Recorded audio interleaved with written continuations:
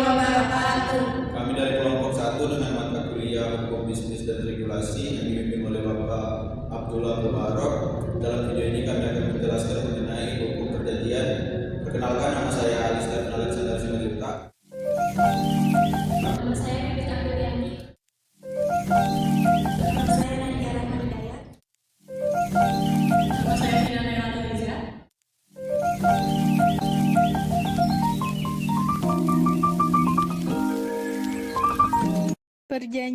Perjanjian merupakan peristiwa hukum di mana dua orang atau lebih saling berjanji untuk melakukan atau tidak melakukan suatu perbuatan tertentu dan dilakukan secara tertulis. Perjanjian mempunyai kekuatan hukum yang sama dengan perundang-undangan. Artinya, perjanjian yang dibuat oleh pihak tertentu dapat dijadikan dasar hukum bagi yang membuatnya.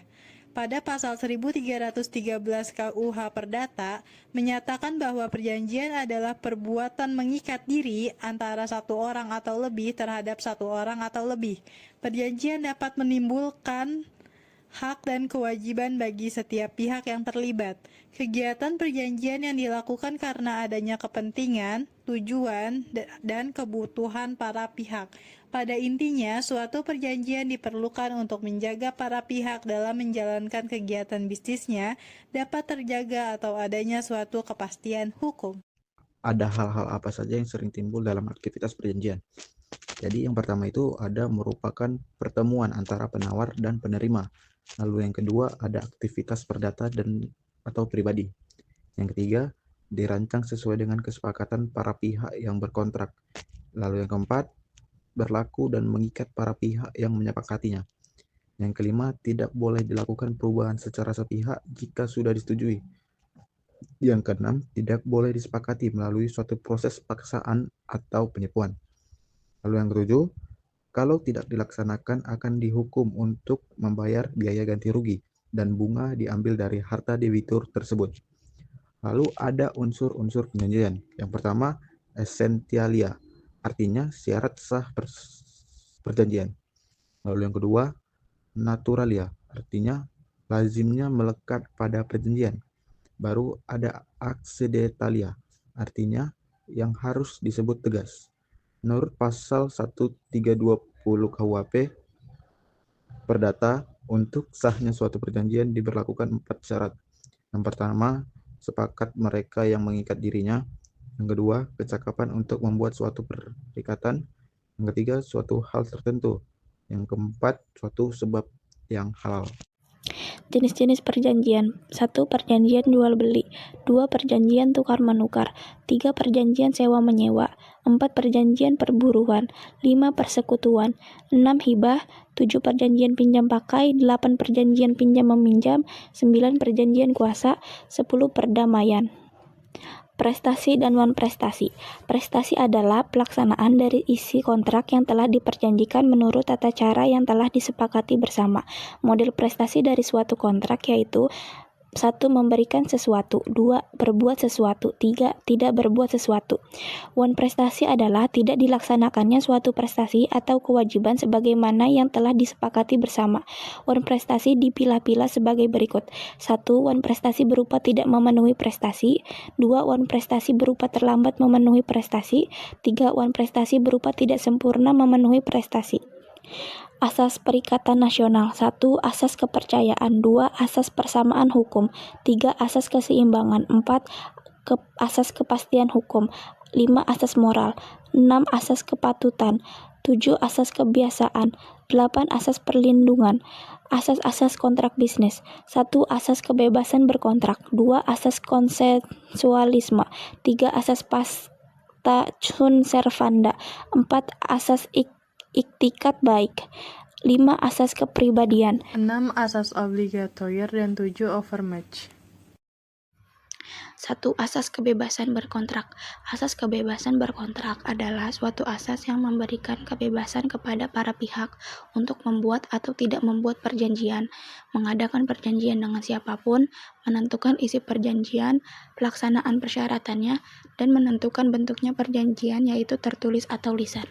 2. Asas konsensualisme. Asas konsensualisme merupakan asas yang menyatakan bahwa perjanjian pada umumnya tidak diadakan secara formal, tapi cukup dengan adanya kesepakatan oleh kedua belah pihak. Kesepakatan merupakan persesuaian antara kehendak dan pernyataan yang dibuat oleh kedua belah pihak. 3. Asas pacta sunt servanda. Asas pacta sunt servanda atau juga disebut dengan asas kepastian hukum. Asas ini berhubungan dengan akibat perjanjian. Asas ini merupakan asas bahwa hakim atau pihak ketiga harus menghormati substansi kontrak yang dibuat oleh para pihak, sebagaimana layaknya sebuah undang-undang. 4. Asas iktikat baik. Pihak kreditur dan debitur harus melaksanakan substansi kontrak berdasarkan kepercayaan atau keyakinan yang teguh. 5. Asas kepribadian dapat dilihat dalam pasal 1315 dan pasal 1340 KUH Perdata. Pasal 1315 KUH Perdata berbunyi, pada umumnya seseorang tidak dapat mengadakan perikatan atau perjanjian selain untuk dirinya sendiri.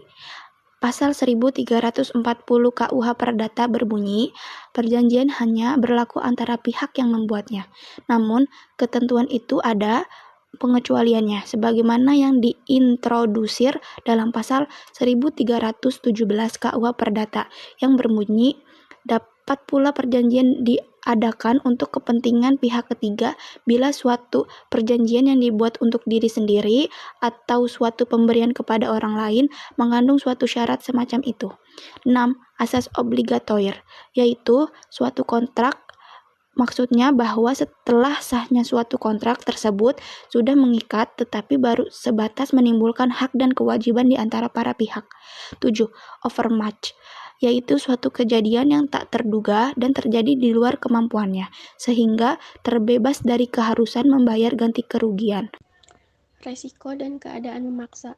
Dalam menjalankan bisnis, manusia tidak terlepas dari suatu permasalahan atau sering menyebutnya resiko, sehingga resiko dapat dikatakan kewajiban untuk memikul kerugian yang merupakan akibat dari peristiwa di luar kesalahan salah satu pihak. Yang dimaksud force majeure atau overmatch atau keadaan memaksa, yaitu bencana alam, kehilangan, dan keadaan di luar kemampuan. Keadaan memaksa force majeure, 3 unsur yang harus dipenuhi. 1. Tidak memenuhi prestasi. 2. Ada sebab yang terletak di luar kesalahan debitur. 3. Faktor penyebab tidak diduga sebelumnya dan tidak dapat dipertanggungjawabkan kepada debitur. Akibat keadaan memaksa, kreditur tidak dapat menuntut perikatan dipenuhi. 2. Tidak dapat dinyatakan dalam keadaan lalai dan tidak dapat menuntut. 3. Kreditur tidak dapat meminta pemutusan kebijakan. Pada prinsipnya, suatu perikatan akan hapus dan oleh karenanya akan membebaskan debitur dari kewajiban-kewajibannya. Dengan salah satu dari 10 cara hapusnya, perikatan yang diatur dalam pasal 1381 KUH Perdata, yaitu karena 1. Pembayaran. Pasal 1382 sampai 1403 KUH Perdata. 2. Penawaran pembayaran tunai diikuti oleh penitipan atau penyimpanan. Pasal 1404 sampai 1412 KUH Perdata. 3.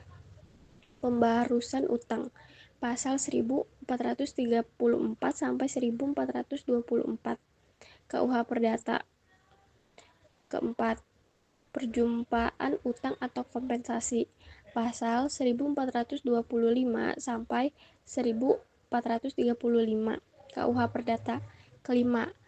Percampuran utang. Pasal 1436 sampai 1437 KUH Perdata. 6. Pembebasan utang. Pasal 1438 sampai 1443 KUH Perdata. 7. Musnahnya barang yang terhutang.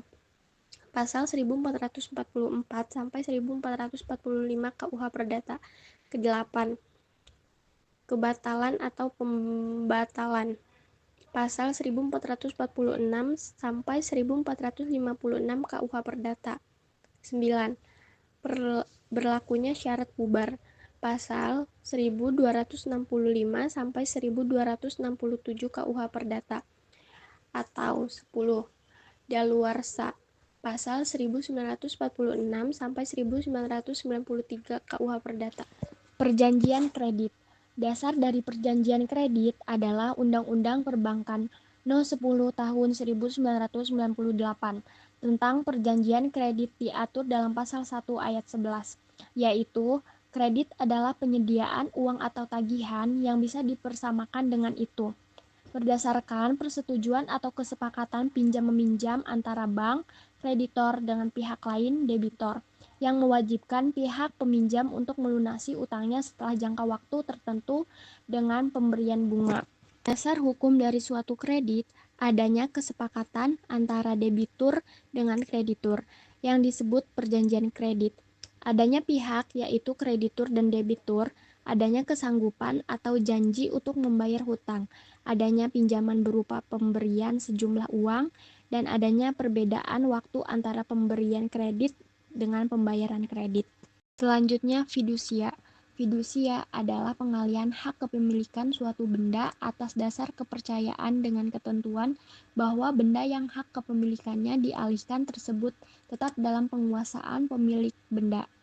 Undang-Undang No. 42 Tahun 1999 tentang jaminan fidusia mengatur tentang sifat-sifat dari jaminan fidusia. Jaminan fidusia adalah hak-hak jaminan atas benda bergerak, baik yang berwujud maupun yang tidak berwujud.